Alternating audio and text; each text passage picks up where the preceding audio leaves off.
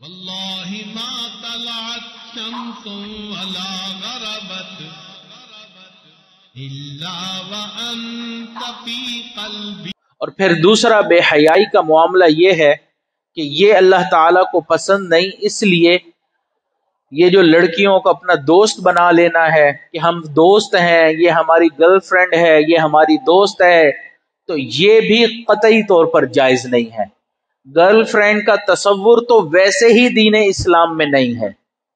دین اسلام نے نکاح کو پروموٹ کیا ہے۔ تو اس لیے ہمیں چاہیے کہ ہم اگر نکاح کی عمر کو پہنچ گئے ہیں، اپنے والدین سے بات کر لیں کہ اب میں نکاح کی عمر کو پہنچ گیا ہوں، میری نکاح کر دیں، نہ کہ ایسا ہو کہ ہم بے حیائی کے کاموں میں پیچھے لگے ہوں۔ اگر ایک بچہ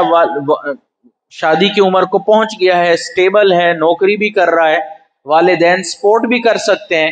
پھر بھی اس بچے کا نکاح نہیں کر رہے اور وہ بچہ کسی گناہ میں ملوث ہو جاتا ہے تو اس کا گناہ والدین کو بھی ملتا ہے۔ تو آج ہمیں یہ تو بڑی فکر ہوتی ہے کہ پہلے پڑھ لیں، لکھ لیں، 25-30 سال تک ہم بچے کی شادی نہیں کرتے، لیکن ایمان کی کوئی فکر ہی نہیں ہوتی کہ کتنا بے حیائی والا معاشرہ ہو چکا ہے، تو ہم ایمان کی فکر نہیں کرتے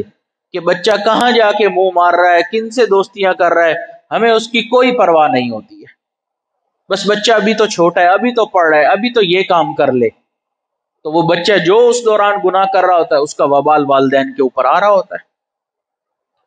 تو اس لیے چاہیے کہ بے حیائی سے روکنا ہے تو نکاح کو پروموٹ کیا جائے۔ بے حیائی کی روک تھام کا بہترین ذریعہ نکاح ہے۔